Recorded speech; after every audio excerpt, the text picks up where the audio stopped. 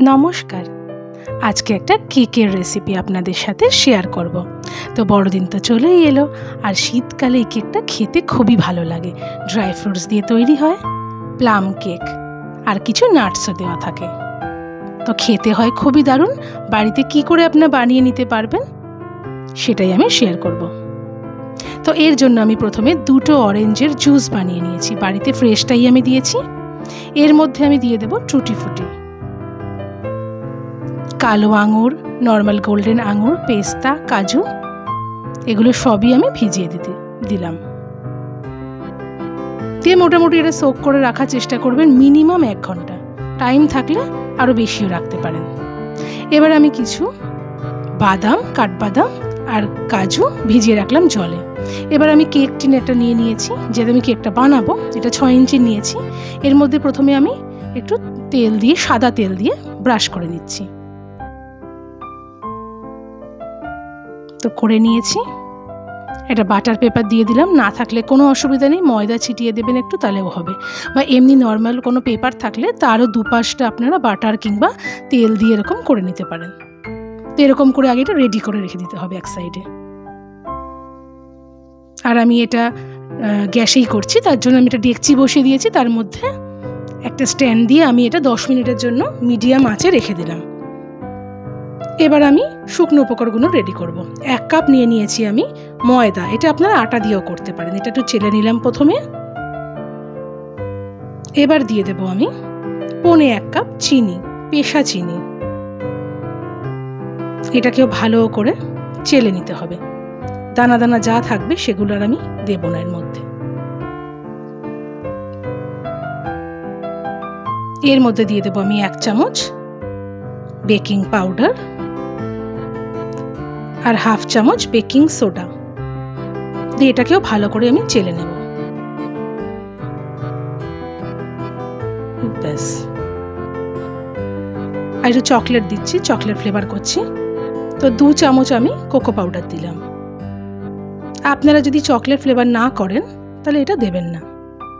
তো এটাও ভালো করে চেলে নিলাম। আর এইটা আর দেবো না, এটা ফেলে দেব। এবার পুরো শুকনো উপকরণ যেগুলো হলো ভালো করে মিশিয়ে নিতে হবে, পুরো ভালো করে মেশাতে হবে। তো আপনারা কি কোথা থেকে আমার রেসিপি দেখছেন, আরও কোনো কেকের রেসিপি দেখতে চাইলে আপনারা কমেন্টস করতে পারেন। এবার আমি এখানে নিয়ে নেব 2টো ডিম।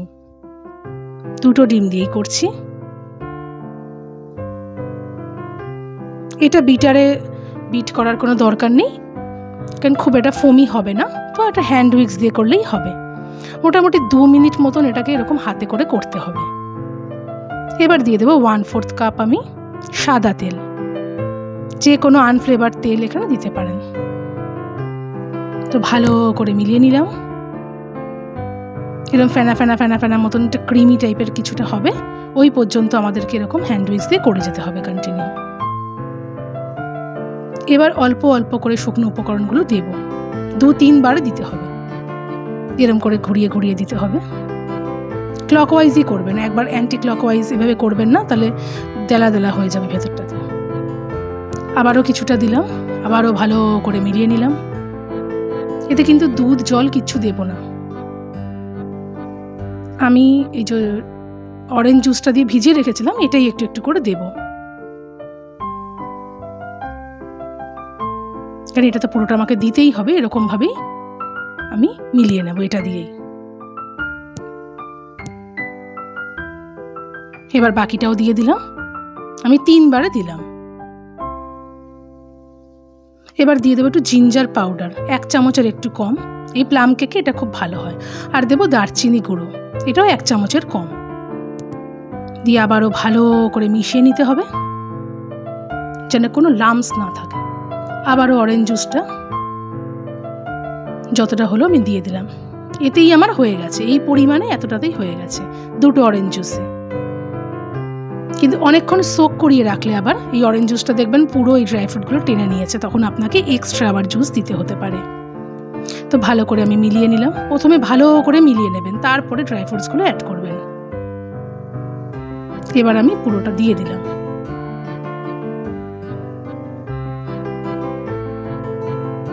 দেব একটু ভিনিগার, 1 চামচ দিলাম ভিনিগার।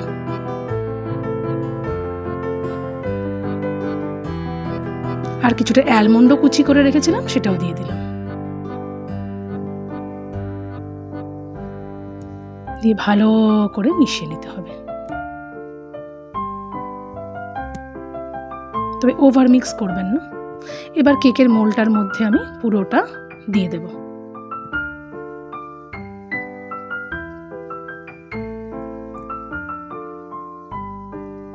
একটু ট্যাপ করে দিলাম। এটা বেশ ভালো গরম হয়ে গেছে। এবার আমি এর মধ্যে কেক টিনটা বসিয়ে দেব। টোটাল আমার 40 মিনিট থেকে 50 মিনিট লাগবে প্লাম কেকটা হতে। তো আমি 15 মিনিট পরে এটা খুলে দিয়েছি। এবার ওপর দিয়ে একটু ড্রাই ফ্রুটসগুলো দিয়ে দেব, নইলে এবার ভেতরে ঢুকে যাবে। তো ওপর দিয়ে একটু দিয়ে দিলাম ঠিক 15 মিনিট পরে খুলে।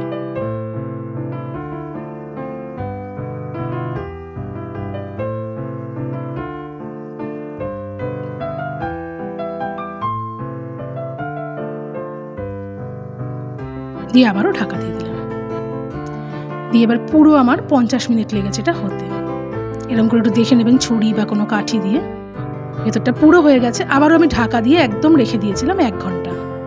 মোটামুটি হালকা একটু ঠান্ডা হয়ে গেছে, একদম গরমে কাটতে যাবেন না, তাহলে ভেঙে যেতে পারে।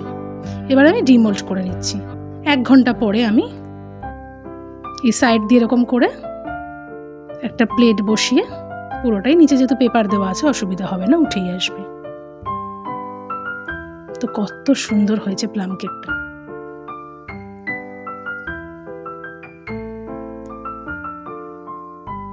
আস্তে করে এই যে কিরকম হয়েছে আপনাদের দেখিয়ে দিচ্ছি। তো আপনারা বানিয়ে আমাকে জানাবেন কেমন লাগলো আপনাদের। তো তৈরি হয়ে গেল প্লাম কেক। তো আমার রান্না যদি ভালো লেগে থাকে প্লিজ লাইক, কমেন্ট, শেয়ার করে দেবেন, পেজটাকে ফলো করে দেবেন। আর যদি আপনারা ইউটিউব থেকে দেখেন চ্যানেলটাকে সাবস্ক্রাইব করে দেবেন। আরও বিভিন্ন রকম রেসিপির জন্য আমার ইউটিউব চ্যানেল এবং ফেসবুক পেজে প্লিজ নজর রাখুন।